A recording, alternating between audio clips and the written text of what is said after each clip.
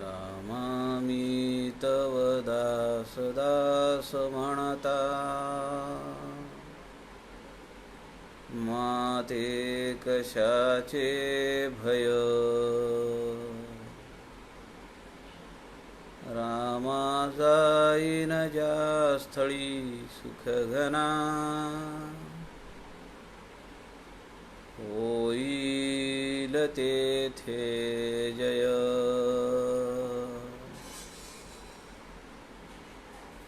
रामाया भुवनात्रयी तुझविणा,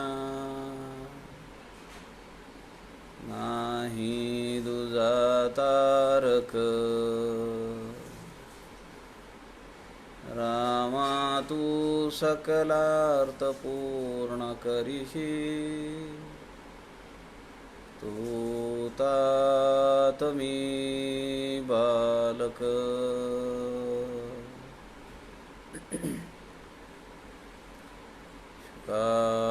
सारिखे पूर्ण वैराग्य ज्याचे, वसिष्ठा परी ज्ञान योगेश्वराचे.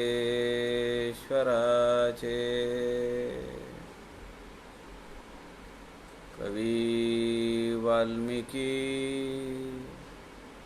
सारिखा मान्य ऐसा. नमस्कार माझा सद्गुरु रामदासा. मला वाटते अंतरी त्वा वसावे, तुझ्या दासबोधासी त्वा बोध व्हावे. अपत्यापरी पाजवी प्रेमरसा, महाराजया सद्गुरु रामदासा. जय जय रघुवीर समर्थ, सब संतन की जय.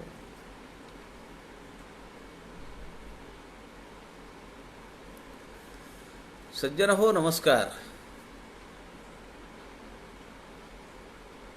सद्गुरू समर्थ रामदास स्वामींच्या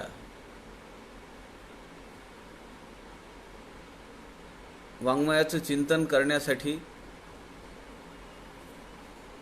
त्या वाङ्मयातील अनेक पैलूंचा, अनेक आयामांचा अभ्यास होण्यासाठी आदरणीय प्रवीणजी शास्त्री दिवाकर यांनी संत समागम फेसबुक लाईव्ह पेज आपल्याला उपलब्ध करून दिलेला आहे. आपण सध्या समर्थकृत लघुकाव्यांचा विचार करतो आहोत आणि या लघुकाव्यातील 11 लघुकाव्यांपैकी जुना दासबोध, ज्याला 21 समासी असं आपण म्हणतो, त्याचं चिंतन करण्याचा प्रयत्न आपण काही करतो आहोत. सध्या आपण या 21 समासी दासबोधातील 5वा समास सत्शिष्य लक्षण पाहतो आहोत. कालपर्यंत आपल्या 53 ओव्या झाल्या होत्या, ज्यामध्ये 43 ते 53 या 10 ओव्यांमध्ये समर्थांनी सद्गुरू हा देवापेक्षा किती मोठा आहे किंवा तो कसा मोठा आहे याचं वर्णन आपल्याला या 10 ओव्यांमध्ये पटवून दिलं. या पुढच्या ज्या ओव्या आहेत, ओवी क्रमांक 54 पासून या ओव्यांमध्ये समर्थ रामदास स्वामींनी जो दांभिक शिष्य आहे, सशिष्याचा जो देखावा उभा करतो, अशा खोट्या लबाड शिष्याचं वर्णन या ओव्यांमध्ये केलेलं आहे. श्रीराम समर्थ श्रीराम. वाटे विषयांचे सुख, परमार्थ संपादने लौकिक. देखो वेखी पडत मूर्ख, शरण गेले श्रीराम. झाली विषयी वृत्ती अनावर, दृढ धरिला संसार. परमार्थ चर्चेचा विचार, मळी न झाला श्रीराम. मोड घेतला परमार्थाचा, हव्यास धरिला प्रपंचाचा. भार वाहिला कुटुंबाचा, काबाडी झाला श्रीराम. मानिला प्रपंची आनंद, केला परमार्थी विनोद.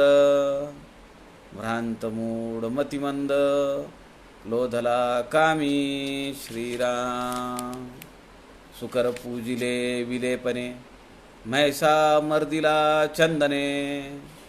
तैसा विषयी ब्रह्मज्ञाने, विवेक बोधिला श्रीराम. रासव उकरडा लोळे, तयासी परिमळ सोहळे. उलूक अंधारी पळे, तया केवी हंस पंगती श्रीराम. तैसा विषयदारीचा बराडी, घाली अधपतनी उडी.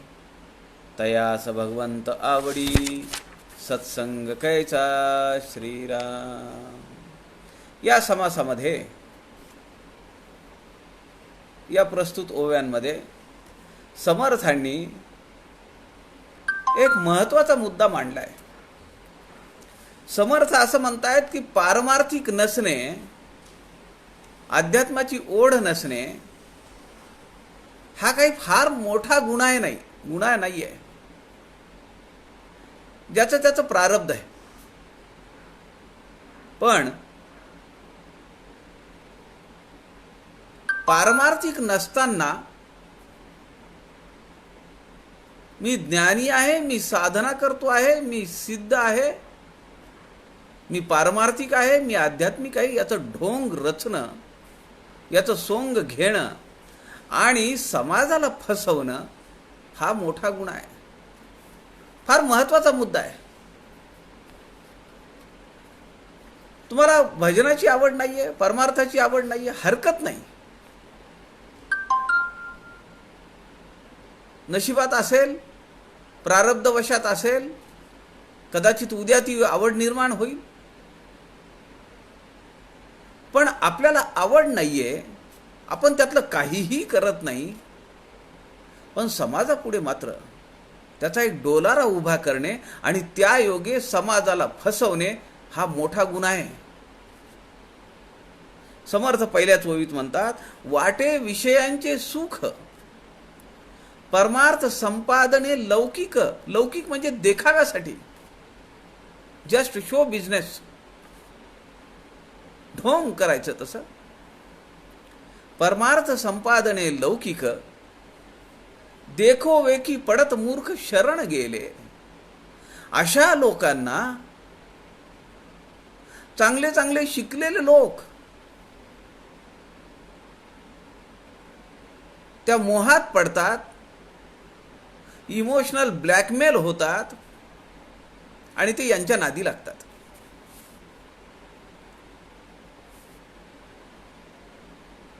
याचा दुसरा अर्थ असा आहे, वाटे विषयांचे सुख, अंतःकरणामध्ये विषयांची गोडी आहे, हवे नको पण संपलेलं नाही आहे. परमार्थ संपादने लौकिक, देखावा केला, लोकांना दिसेल असा आपण सोंग रचलेला आहे. देखो वेखी पडत मूर्ख शरण गेले. असे जे पडत मूर्ख आहेत ते कुठल्या तरी गुरुला शरण जातात,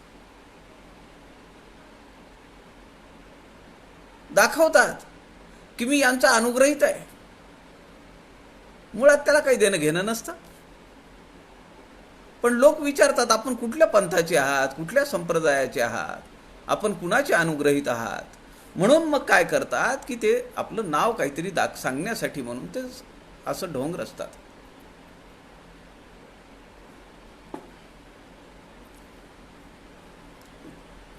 झाली विषयी वृत्ती अनावर, दृढ धरीला संसार, परमार्थ चर्चेचा विचार मळीन झाला. मनामध्ये थोडीफार कधीतरी वाटलं की आपण जप जाप्य करावं, थोडी साधना करावी, पण मुळात विषयांची गोडी संपलेली नाहीये.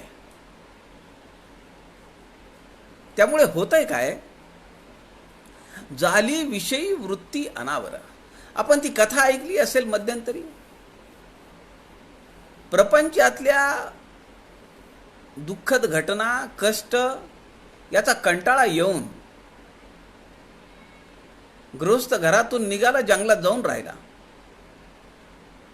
त्यांनी एक खोपट बांधलं, एक लंगोट अंगावर, एक दुसरी बदलण्यासाठी, बाकी काही नाही. थोड्या दिवसांनी असं लक्षात आलं की लंगोट घेऊन जाणारा एक उंदीर आहे, तो त्या लंगोटला कुरतडतोय. आता या साधूला वाटलं, उंदीर लंगोट घेऊन गेला तर आता दुसरा तर लंगोट आपल्याकडे नाहीये, तिसरा लंगोट. मग त्याला कुणीतरी सल्ला दिला की मांजर पाळा. त्यांनी मांजर पाळली. तिसऱ्याने सल्ला दिला, त्या मांजरीला उपाशी कसं ठेवता, गाय पाळा, मी तुम्हाला गाय देतो. आता मिळतंय म्हणल्यानंतर तो काही बोलला नाही. गाय आली. एकाने सांगितलं, अहो ह्या गाईला खायला घालायला लागेल, पाणी द्यायला लागेल, तिला बांधावं लागेल, तिला चरायला सोडावं लागेल. माझ्या परिचयातल्या एक बाई आहे, त्या हे सगळं करतील, तुम्ही काही काळजी करू नका. झालं. आणि पुन्हा यांचा संसार चालू झाला. ज्याचा वैताग आला, ज्याचा कंटाळा आला, म्हणून तिथून तो बाहेर पडला आणि पुन्हा त्यातच अडकला. समर्थ म्हणतात, जाली वृत्ती विषयी अनादर, दृढ धरीला संसार, परमार्थ चर्चेचा विचार मळीन झाला. डायल्यूट झालं. आता परमार्थ नको, बास झाला. पुन्हा प्रपंच, त्यातली गोडी काही सुटत नाही. समर्थ म्हणतात, प्रपंची सुख मिळविले, ऐसे देखिले ना ऐकिले. प्रपंची सुख झाले, ऐसे देखिले ना ऐकिले. मी पाहिलंही नाही आणि कुणी सांगितलेलं ऐकलंही नाही, असं समर्थ सांगतायत. कुणाला सांगतायत? आपल्या प्रापंचिकांना नाही. समर्थांना माहिती आहे कुणाला काय सांगितलं पाहिजे ते. आमच्यासारख्या लोकांना समर्थ म्हणतात, आधी प्रपंच करावा नेटका, मग घ्यावे परमार्थ विवेका. हा, चलू द्या, तुम्ही जिथं आहात तिथंच रममाण राहा. उंबरातले किडे. त्याला प्रपंच काही सुटत नाही. पुढे समर्थ म्हणतात, मोड घेतला परमार्थाचा, हव्यास धरिला प्रपंचाचा, भार वाहिला कुटुंबाचा, काबाडी झाला. दशक 3, समास 2, समास 3, समास 4, स्वगुण परीक्षा अ ब क. किती लग्न केली? 3 लग्न केली आहेत. आणि शेवटी काय झालं आपण पाहिलेलं आहे. ते 3 लग्न करून सुख मिळत नाहीये. तो कसा आहे?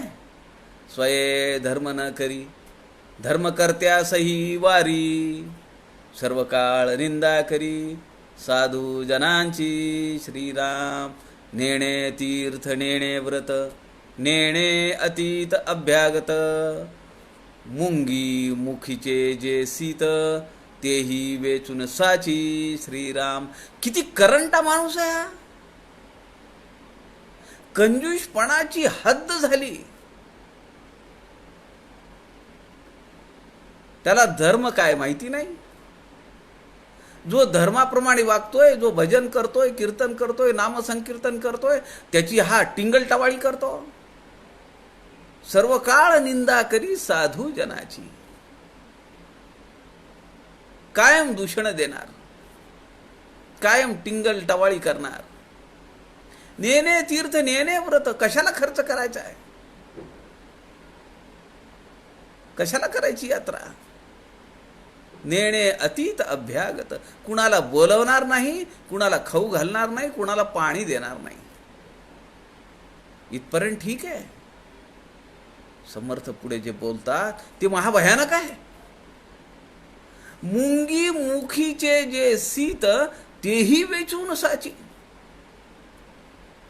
किती कृपणपणा आहे. मुंगीच्या तोंडात असलेलं सीत सुद्धा हा काढून घेतो. तो साखरेचा दाणा मुंगीच्या तोंडातला काढून घेतो आणि आपल्या डब्यात ठेवतो. एका टोकाची कृपणपणाची भाषा आहे, कंजूषपणाची. म्हणजे अत्यंत हीन दीन झालेला, लाचार झालेला माणूस समर्थांनी नवीन दासबोधामध्ये दशक 3 समास 2, 3, 4 मध्ये रंगवलेला आहे. मोड घेतला परमार्थाचा, परमार्थापासून बाजूला निघाला. हव्यास धरीला प्रपंचाचा, त्याचा संपतच नाही आहे. पहिलं लग्न, दुसरं लग्न, तिसरं लग्न. भार वाहिला कुटुंबाचा, काबाडी झाला. काबाडी म्हणजे ओझ वाहून नेणारा बैल. जे दासबोध सखोल अभ्यास उपक्रमातले अभ्यासार्थी आहेत त्यांच्या लक्षात येईल. आपण सकाळी भूपाळी म्हणतो शिवतर घडीमध्ये, हरिभजना विण गेले, हरिभजना विण वाया गेले, ते नरदेही बैल झाले, गोऱ्या कुंभारे आणिले, खेळावया तुझ लागी श्रीराम. काय त्या भूपाळीमध्ये सांगितलंय? हरिभजना विण वाया गेले. ज्यांचं आयुष्य, ज्यांचं जीवन व्यर्थ गेलं, की ज्यांनी कधी भगवंताचं नामस्मरण केलं नाही, सद्गुरूंची उपासना केली नाही, सद्गुरूंची भक्ती केली नाही, जप केला नाही, कुणाला बोलावलं नाही, कुणाला खाऊ घातलं नाही, कुठल्या मंदिराला काही दिलं नाही, कधी भगवंताची पूजा केली नाही, नैवेद्य दाखवला नाही. हरिभजना विण वाया गेले, ते नरदेही बैल झाले, कुटुंब काबाडी झाला. देह कुणाचा आहे? माणसाचा आहे, पण बैलासारखा जन्म घालवतोय. गोऱ्या कुंभारे आणिले, खेळावया तुझ लागी. पांडुरंगाची भूपाळी आहे, मोठी भूपाळी आहे. कुणी काय आणलंय, कुणी काय आणलंय, सगळं वर्णन आहे त्या भूपाळीमध्ये. गोऱ्या कुंभारांनी हे नरदेह रूपी बैल तुला खेळण्यासाठी आणलेले आहेत, असं वर्णन त्यात आहे. मानिला प्रपंची आनंद, केला परमार्थी विनोद, भ्रांत मूड मतिमंद, लोधला कामी श्रीराम.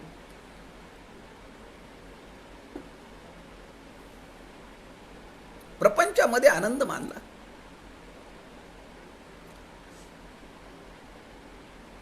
लॉकडाऊन चालू आहे, बायकोसोबत राहावं, घरातल्या घरात, हे खायला करा, ते खायला करा, खावं प्यावं, पोरांसोबत कॅरम खेळावा, पिक्चर पाहावेत, जो मधली दुकानं उघडलेली वेळ असेल त्या तिथं जाऊन गर्दीमध्ये बायकोला घेऊन जावं, शॉपिंग करावी, ह्याच्यातच सुख मानलं. मानिला प्रपंची आनंद, केला परमार्थी विनोद. जे साधू संत आहेत त्यांचा विनोद करायचा, त्यांची टावाळी उडवायची, टिंगल करायची. भ्रांत मूढ मतिमंद, लोधला कामी. विषयाकडे आकृष्ट झाला. जरी न देखे क्षण एक डोळा. काय जादू आहे ना. स्वगुण परीक्षा नवीन नवीन लग्न झालेलं आहे. जरी न देखे क्षण एक डोळा, तरी जीव होय उताविळा. प्रीती पात्र अंतरकळा, घेऊन गेली श्रीराम. ती बायको जर दृष्टीला पडत नसेल, ती जर इकडे तिकडे कामाला गेली असेल, तर हा बेचैन होतो. आणि मग पुढची ओवी तुम्हाला माहिती आहे, तुम्ही माझ्या जीवातील जीव. या सगळ्या फेजमधून आपण गेलेलो आहोत. इथपर्यंत ठीक आहे. पण आता बाहेर पडायचंय का नाही? का घाण्याच्या बैलासारखं फिरून फिरून फिरून फिरून तिथंच? समर्थ नव्या दासबोधामध्ये सांगतात 200 समास. जरी न देखे क्षण एक डोळा. नवीन लग्न झालेली बायको आहे, त्याला कुठंच लक्ष लागत नाही. सारखी त्याची नजर भिरभिरती. कुठे गेली? आता तर होती.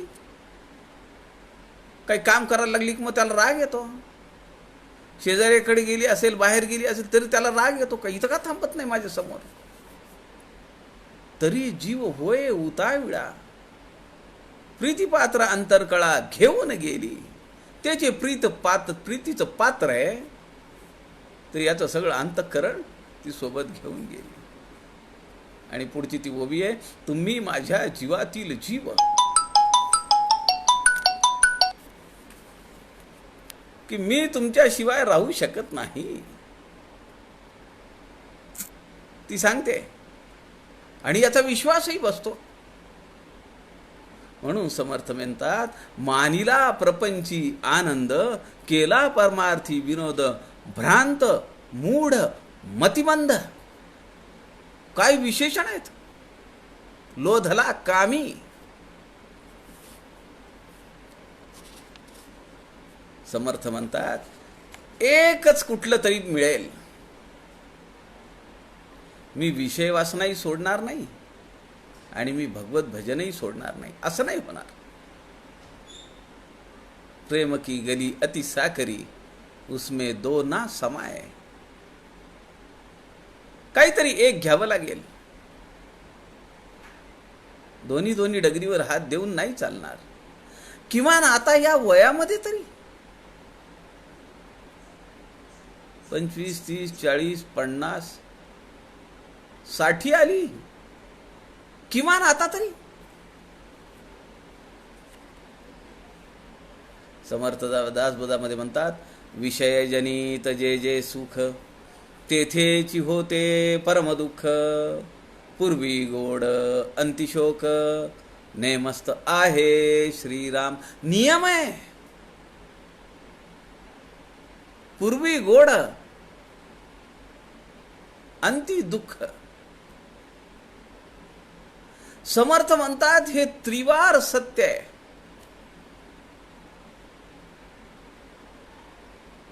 प्रपंची सुख झाले, ऐसे देखिले ना ऐकिले.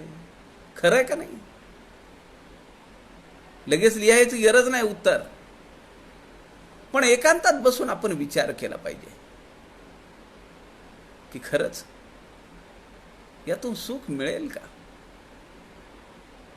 ज्या सुखासाठी धडपडलो, इथं मिळेल, आता मिळेल, आता मिळेल, आता मिळेल, सुख काही मिळालं नाही.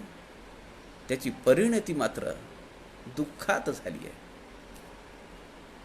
कारण ज्याला मला वाटत होतं की जे सुख मला मिळेल, ते मिळाल्यानंतर माझ्या लक्षात आलं की अरे नाही, हे अजून पाहिजे तर मला बरं वाटेल. म्हणजे अजून मिळवण्यासाठी खटाटो. त्याच वेळी हे माझ्या हातून जाऊ नये म्हणून खटाटो. आणि यापेक्षा वेगळं काही मिळतंय का म्हणून खटाटो. हे त्रांगड आहे आणि सुख कुठंच नाहीये. विषय जनित जे जे सुख. म्हणून संत काय म्हणतात, विषय तो झाला त्यांचा नारायण.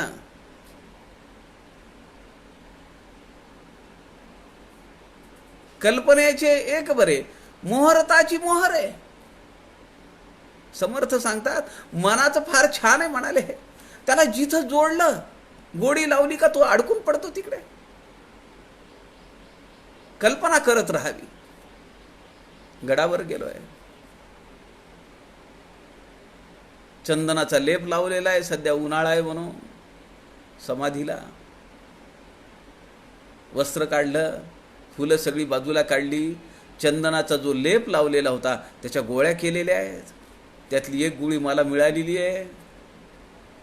त्या गोळीचा गंध मी माझ्या आयुष्यभरासाठी मी माझ्या कपाळावर लावणार आहे असं मी ठरवलंय. पुढची पूजा तास दीड तासाची पाहिली आहे. प्रसाद घेतला आणि मी माझ्या घरी आलो.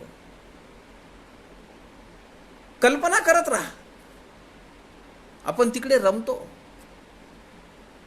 म्हणून समर्थ आम्हाला सांगतात कल्पनेचे एक बरे, मोहरताची मोहर आहे. जसं कल्पना धावे सैराट, आर्चीवाला सैराट नव्हे, समर्थांच्या वाङ्मयातला शब्द आहे सैराट. बेलगाम, विदाउट एनी कंट्रोल, अंधाधुंद, त्याला सैराट म्हणतात. मागचा पुढचा विचार न करता. म्हणून विषय तो झाला त्यांचा नारायण, असं झालं पाहिजे. विषय तो आमचा झाला संत रामदास. हो, चंदनाच्या गोळ्या मी आणलेल्या आहेत.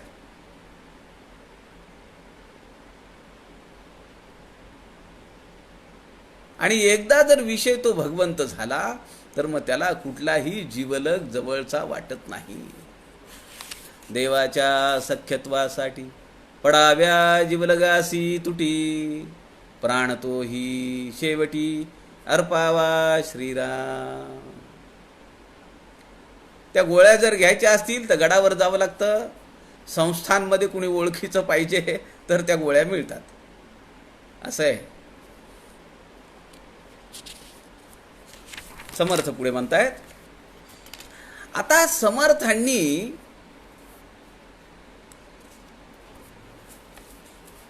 अशा दांभिक शिष्याचं वर्णन करत असताना, त्याला एक्सपोज करत असताना किती जनावरांची त्याला तुलना केलेली आहे. कोणत्या कोणत्या जनावरांशी तुलना केली आहे.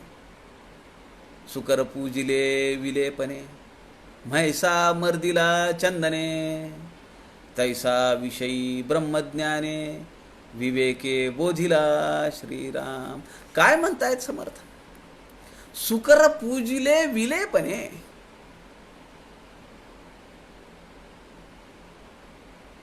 डुक्कर आहे, वराह.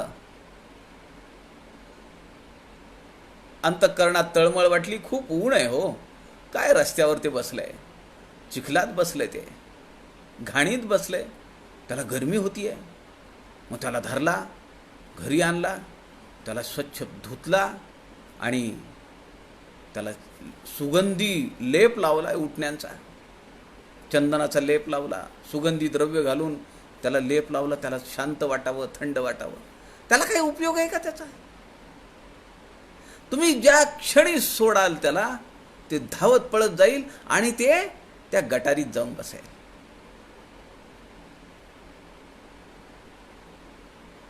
त्याला तिथंच बरं वाटतं. ती कथा माहिती असेल तुम्हाला. एक ज्ञानी साधू होते.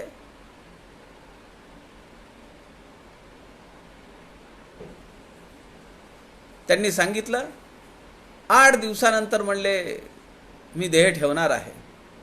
पण म्हणले दुर्दैव असं आहे की पुढचा जो जन्म आहे तो माझा म्हणले डुकराचा आहे. मला काही त्या जन्मामध्ये राहायचं नाही म्हणले. तुम्ही मला त्यातून मुक्त करा म्हणले. शिष्यांना सांगितलं त्यांनी. शिष्य म्हणाले, अहो स्वामी असं कसं बोलता तुम्ही? ते म्हणले, माझ्या ज्ञानावर तुमचा विश्वास आहे ना? ते म्हणाले, हो, मुख्य सत्शिष्याचे लक्षण सद्गुरु वचनी विश्वास पूर्ण माहिती आहे आम्हाला.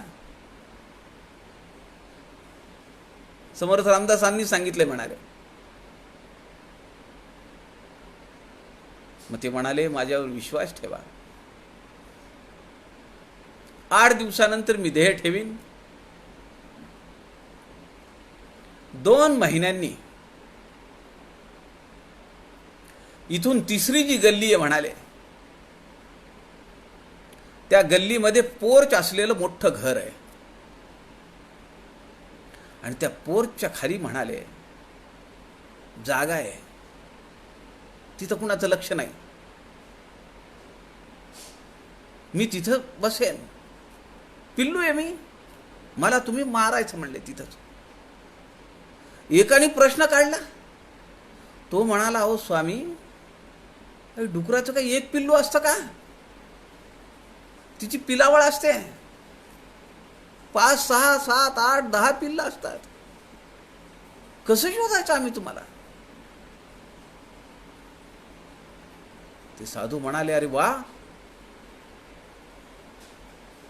पुत्रात शिष्यात पराजयम सर्वत्र विजयते. म्हणाले, बरोबर आहे तुझी शंका. एक खूण सांगून ठेवतो म्हणले. माझ्या अंगावर 3 तांबडे पट्टे असतील म्हणले, की जे कुणावरही नाही येत. आता ठीक आहे. आणि बरोबर 8 दिवसानंतर स्वामींनी देह ठेवला. सगळ्या शिष्यांच्या लक्षात आलं स्वामी काय बोलले. त्यातले जे धारिष्ठेवाले होते त्यांनी बाण वगैरे तयार केला, कुणी भाला तयार केला. ॲट एनी कंडिशन ते पिल्लू पळून जाता कामा नये, कारण स्वामींना मुक्त करायचं आहे. 2 महिन्यानंतर ते अगोदर जाऊन जागा बघून आले. बरोबर आहे, 3री गल्ली, पोच असलेलं घर, तिथं जागा आहे, माती उकरून ठेवलेली आहे. आणि सगळ्या शिष्यांचा थवा तो तिथं गेला. त्यांनी पाहिलं 3-4 पिल्लं तिथं ओळीनं बसलेली आहेत. त्यातलं एक पिल्लू आहे की त्याच्या अंगावर 3 तांबडे पट्टे आहेत.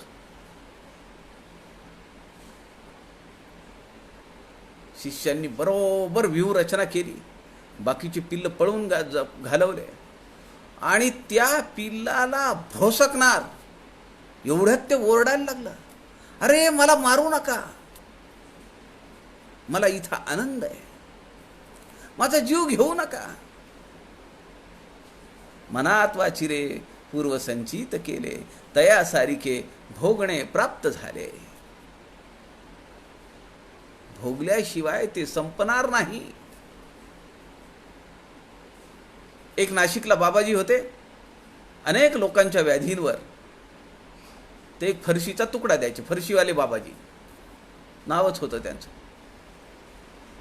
परमपूजनीय स्वामी वरदानंद भारतींचे थोरले चिरंजीव शेखर महाराज चंद्रशेखर आठवले, त्यांनी हा प्रसंग सांगितला. ते म्हणाले, त्यांची माझी भेट झाली. मी त्यांना सांगितलं की तुम्ही कशासाठी करताय हे?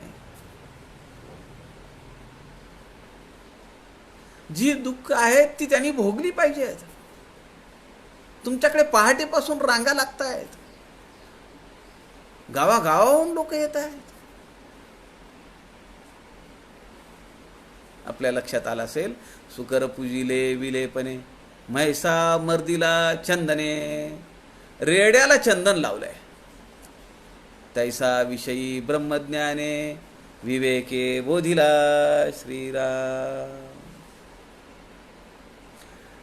असा जो शिष्य आहे त्याला ब्रह्मज्ञान सांगून काही उपयोग आहे का? कारण त्याचं सगळं लक्ष कुठे आहे?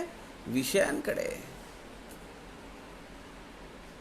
त्या डुकराला सुगंधी द्रव्यांचा लेप लावून उपयोग नाही, रेड्याला चंदन लावून उपयोग नाही. त्यांना जिथं हवं आहे, जिथं गोड वाटेल तिथंच ते जाऊन बसतील.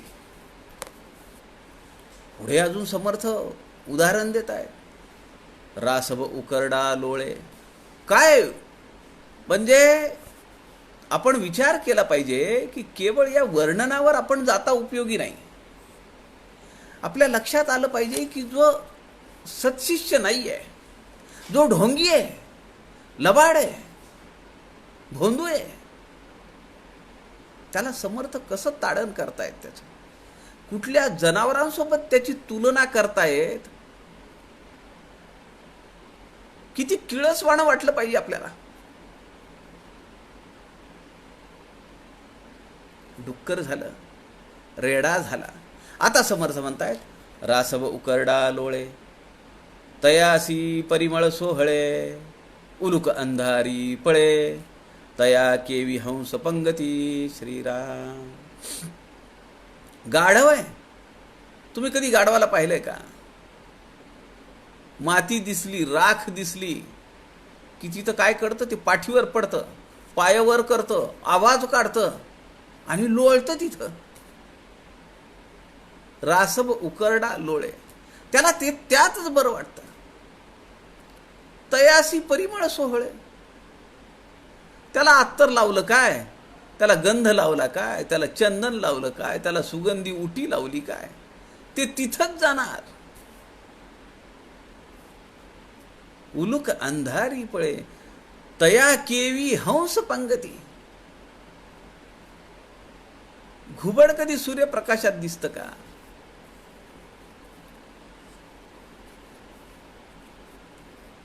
त्याला काय आहे, अंधार आवडतो, ते अंधारात जातं. सूर्यप्रकाशाचा किरण येतोय म्हणल्याबरोबर ते अंधार बघतं आणि तिथं जाऊन बसतं.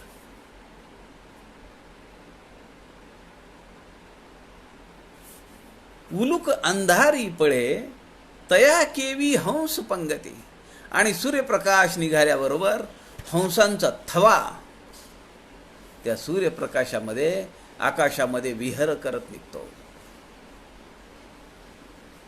मला तुम्ही सांगा, समर्थ या ठिकाणी विचारतायत, त्या घुबडाला त्या राजहंसांची पंगत कधी भेटेल? त्या राजहंस पक्षासोबत तो कधीही उडू शकणार नाही, कारण त्याची आवड आहे अंधारामध्ये बसायची. ज्याला अज्ञान रूपी अंधारात बसण्याची गोडी आहे, त्याला ज्ञानरूपी प्रकाशाने त्याचे जे डोळे आहेत तर ते दिपून जातील, त्याला पाहवणार नाही. अज्ञानातच त्याला बरं वाटेल. त्याही पुढे जे गुह्यतम ज्ञान आहे ते आहे आत्मज्ञान. त्याला तर फार प्रखर त्याची प्रभा आहे. पुढे समर्थ म्हणतायत, तैसा विषयदारीचा बराडी, घाली अधपतनी उडी, तयास भगवंत आवडी, सत्संग कैसा. श्रीराम. असा जो असत्शिष्य आहे, विषयदारीचा बराडी, ही नाही, कायम विषयांमध्ये त्याला आसक्ती आहे, कायम विषयांमध्ये लिप्तता आहे. घाली अधपतनी उडी,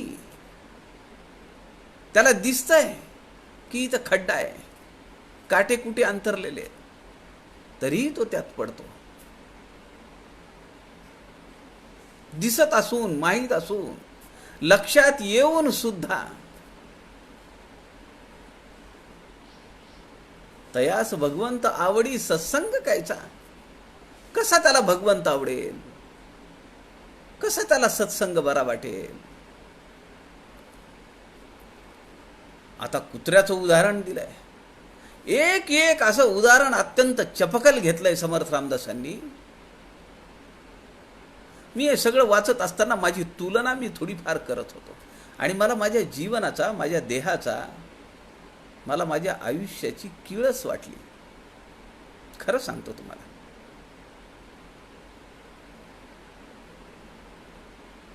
एक नवीन दृष्टी समर्थांचं वाङ्मय आम्हाला आमच्या जीवनाकडे पाहण्यासाठी मिळतीये, एक नवीन दृष्टी देतीये.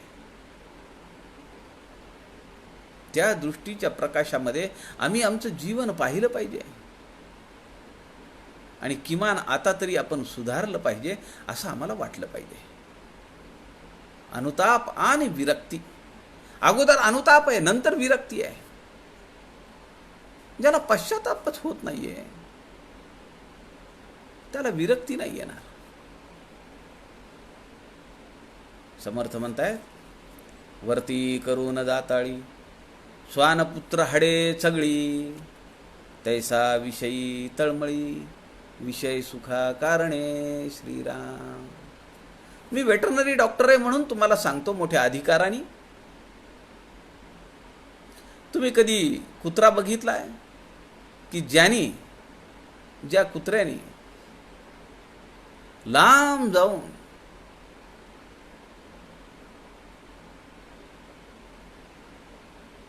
एक बोनचा तुकडा आणला असेल, हाडकाचा तुकडा आणला असेल.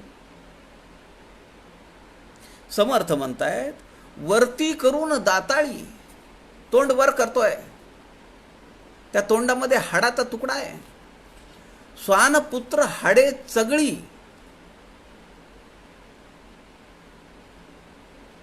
तैसा विषयी तळमळी, विषय सुखा कारणे. तुम्हाला अत्यंत आतली गोष्ट सांगतो. ते जे कुत्र्याने तोंडामध्ये हाडाचा तुकडा धरलेला असतो, त्या हाडाला तो चघळत असतो. त्याला त्या हाडाला खायला बरं वाटतं. ते चघळताना किंवा हाडाचा जो तुकडा आहे त्याचे स्पाइक्स असतात. हाड फुटलेले समजा तर त्याला धार आलेली असते. ते टोकदार हाड जे असतं ते काय करतं, हा चघळत असताना त्याच्या तोंडामध्ये, त्याच्या दाढेला ते जखमा करतं.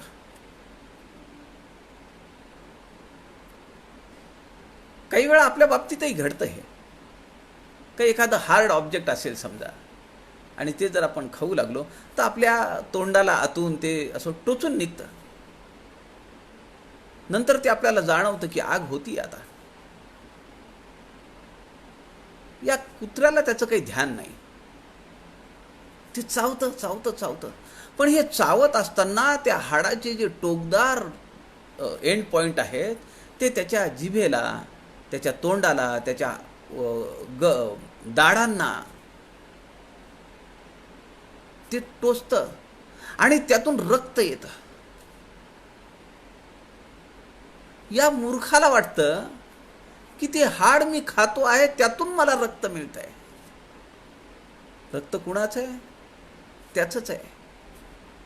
ते जे हाड तो चघळतोय ते हाड त्याला वेदना देत आहे, पण याच्या लक्षात येत नाही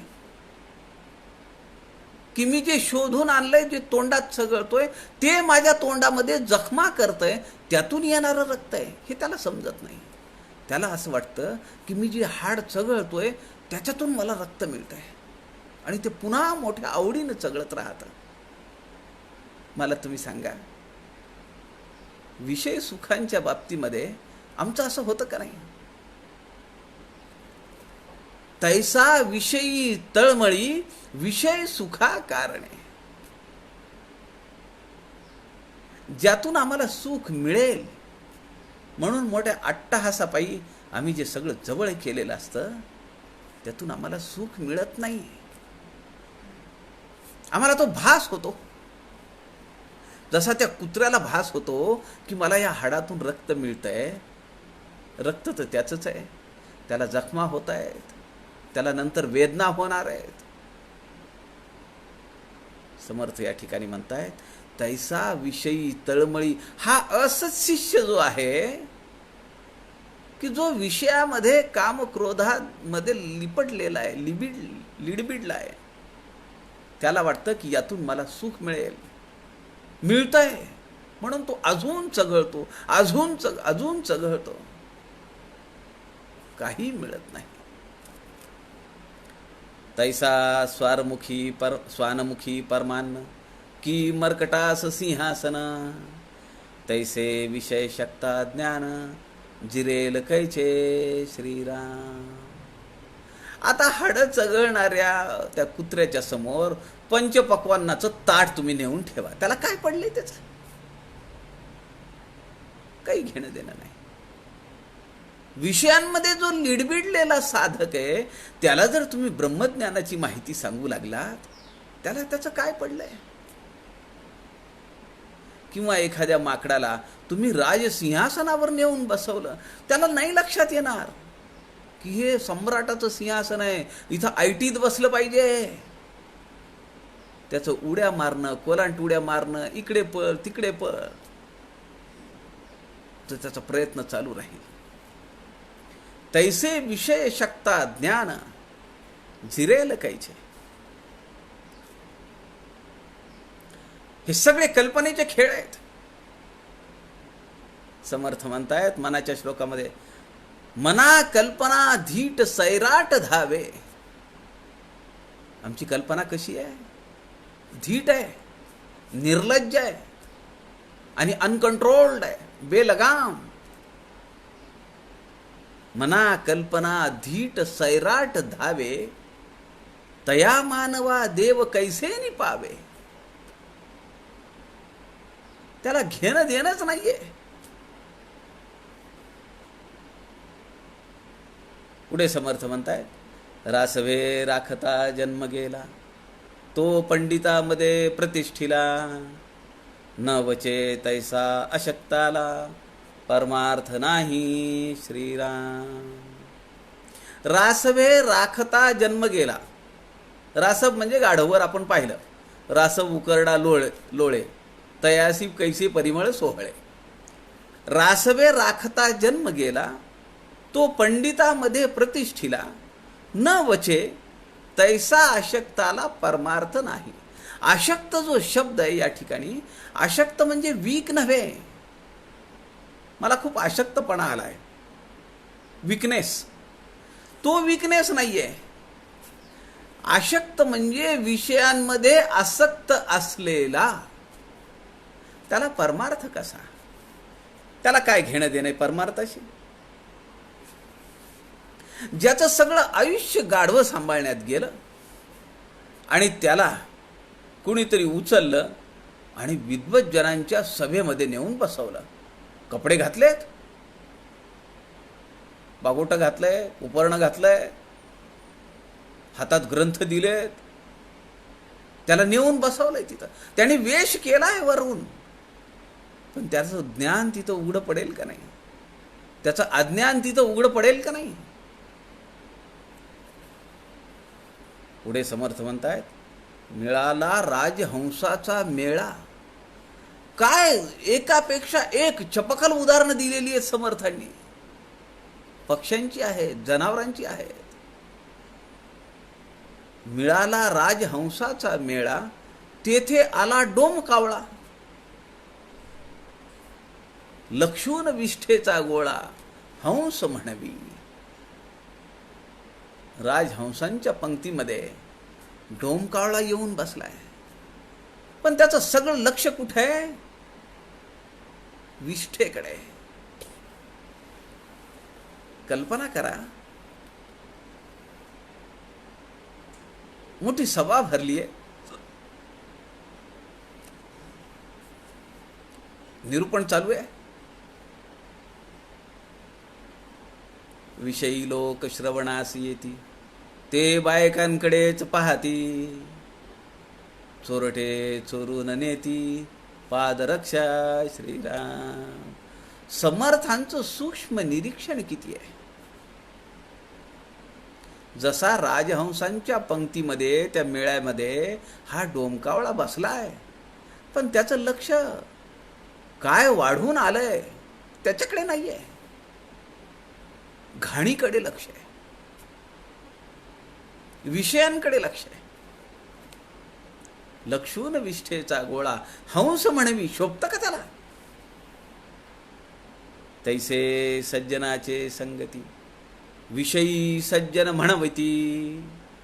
विषय आमेद्य चिंती, गोळा लक्षिला श्रीराम. इथं कंपॅरिझन आहे ओबी क्रमांक 64 आणि 65 मध्ये. राजहंसांच्या पंक्तीमध्ये बसलेला डोमकावळा त्याचं सगळं लक्ष घाणीवर आहे, विष्ठेवर आहे. सज्जनांच्या पंक्तीमध्ये जो बसलेला विषयी माणूस आहे त्याचं सगळं लक्ष अत्यंत अपवित्र, निषिद्ध अशा गोष्टींकडे आहे. म्हणून समर्थ नव्या दासबोधामध्ये म्हणतात, विषयी लोक श्रवणास येती. ते बायकांकडेच पाहती, त्यांचं लक्ष कुठे आहे? निरूपणाशी त्यांना घेणं देणं नाही आहे. पलीकडच्या रांगेत त्यांचं लक्ष तिकडे आहे. विषय आमेद्य चिंती. आमेद्य म्हणजे हीन, अपवित्र, निंद्य, तिकडे सगळं लक्ष आहे. जसा तो डोमकावळ्याला विष्ठेचा गोळा तो शोधत असतो, तसा हा विषयी माणूस निरूपणाच्या ठिकाणी जातो, प्रवचनाच्या ठिकाणी जातो, मंदिरामध्ये जातो, विद्वज्जनांच्या सभेमध्ये जातो, पण त्याचं सगळं लक्ष जे आहे तर ते त्या विषयांच्या गोळ्याकडे. समर्थांना असं अपेक्षित आहे की केवळ गळ्यामध्ये माळा घातल्या, भगवे कपडे घातले, टिळे लावले, काय काय मुद्रा घेतल्या, किती बहिरंग सजवलं तरी पण ते उघडं पडतं. त्या सोंगाचा उपयोग होत नाही. कारण जेव्हा हे 3 W येतात, विमेन, वाईन अँड वेल्थ, या 3 W मधून त्याची काही सुटका होत नाही. बहिरंग बदललाय, अंतररंग तसंच आहे. वासनांमध्ये, विषयांमध्ये लिडबिडलेलं, आसक्त झालेलं.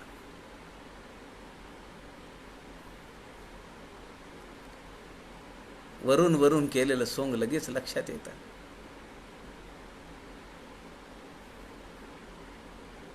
समर्थांनी पुढे सुद्धा, पुढच्या ओव्यांमध्ये सुद्धा अशा जो विषयांमध्ये लिडबिडलेला आहे, परंतु असत्शिष्य आहे, ज्याला प्रपंचात खूप गोडी आहे. पुढची ओवी मागे पुढे एकदा सांगितले, काखे घेऊन या दारा, म्हणे मज संन्यासी करा. बायकोला बगलेत मारलेलं आहे. कसं शक्य आहे? एक तर विषय घेतले पाहिजेत, नाही तर भगवंताला घेतलं पाहिजे. तर भगवंताच्या प्रेमाची जी गल्ली आहे, जी जागा आहे, ती अत्यंत निसरडी आहे आणि अत्यंत अरुंद आहे. दोन्ही नाही मिळणार. असत्शिष्याकडून सत्शिष्याकडे जाण्याचा मार्ग आम्हाला प्रभू श्रीरामचंद्रांनी द्यावा, अशी त्याच्या चरणी प्रार्थना करूया. उरलेल्या ओव्यांचं विवेचन उद्याच्या दुपारी 3च्या सत्रामध्ये आपण पाहूया. आपल्या सगळ्यांच्या हृदयस्थ परमेश्वरास वंदन करतो. झालेली सेवा समर्थांच्या चरणी अर्पण करतो. जय जय रघुवीर समर्थ.